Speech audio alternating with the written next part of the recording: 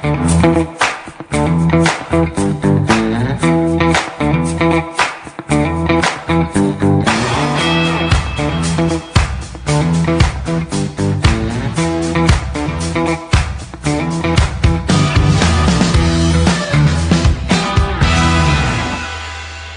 still the Black Table, and welcome to our man cave. Tonight, we're going to be taking some interesting quick fires, and we're going to be starting with the incident at, the Senate, where we saw Natasha Akpoti-Uduaghan was slammed for disrespecting the Senate rules. The South-South Women Congress has condemned in strong terms what it termed unruly and disrespectful behavior of Senator Natasha Akpoti-Uduaghan towards the Senate President, Senator Godswill Akpabio, during the plenary on Thursday in Abuja, urging her to apologize or face sanctions by the Senate rules. Okay, so we also saw the video that made, the headlines. It was everywhere.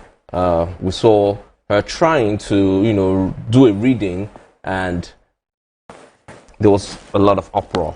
There was a lot of confusion, and to reduce and just put in a nutshell, she was asked to leave. Now, there are certain quarters who argue that this happened because she's a woman, and the other quarters who are saying that if you break the rules, your gender doesn't matter. Now, we're bringing it to the table. Let's talk about this. Do you think if it was a male senator, it would have made the news? Most probably not. Maybe yes, maybe no, but most probably not. Most probably not. But my question is, what she did. Yeah. What are the sanctions that come with that? If that's what you get for doing what she did. Because I want to believe that the Senate is not a kindergarten now. Everybody knows exactly what they're doing. You know the rules and regulation. You know the rules, and you know that, okay, if I break this rule, this is what happened. If I break this rule, this is what happened. I don't think your gender matters if you break rules, man. It would be unfair now if a male senator did that. If you were going to send him out, then send the lady out as well. It's really just that simple, bro. It's really that simple. All right, gang, did you see the video? And what are your thoughts on it? I caught some glimpses of it. Now, I had a few questions similar to what Rich Uncle is saying. Is this the first time such an incident is happening? Has a male ever made this offense? So there can't be rules for women and rules for guys. You're a senator, you're a senator. Gender has nothing to do with it. It has nothing to do with it. Okay, but in this part of the world, especially in our country, do you think female politicians have that much influence over certain things? Because if she's trying to read a bill, she should have been given some time and room to do that. Also, similar, for some of the male senators, like we said, if it was a male senator, the same thing would have happened. Yeah. But the thing is, some senators are larger than other senators.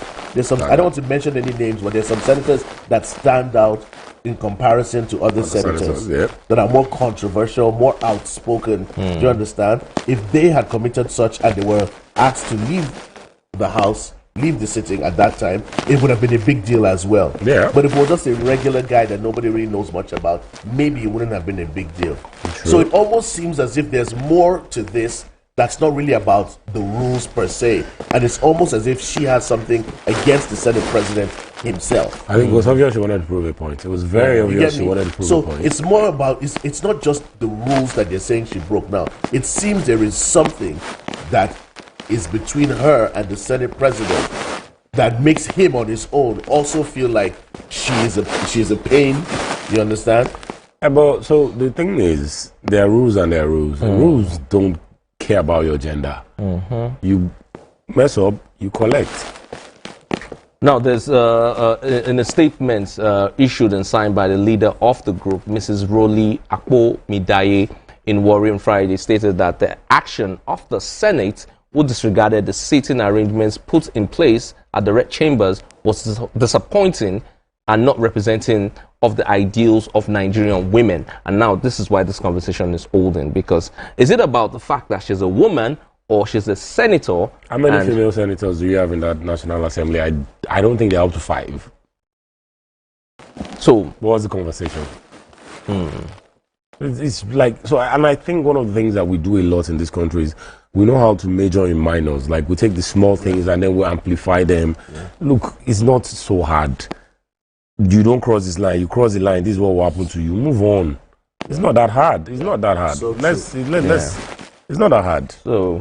I honestly don't. I think when you start to infuse gender into it, you have become passive. So you're blurring the lines. You're blurring the lines. That means it's okay. You can do this via a woman, but you can't do this via a man. Like, come on now. And also, what was she thinking?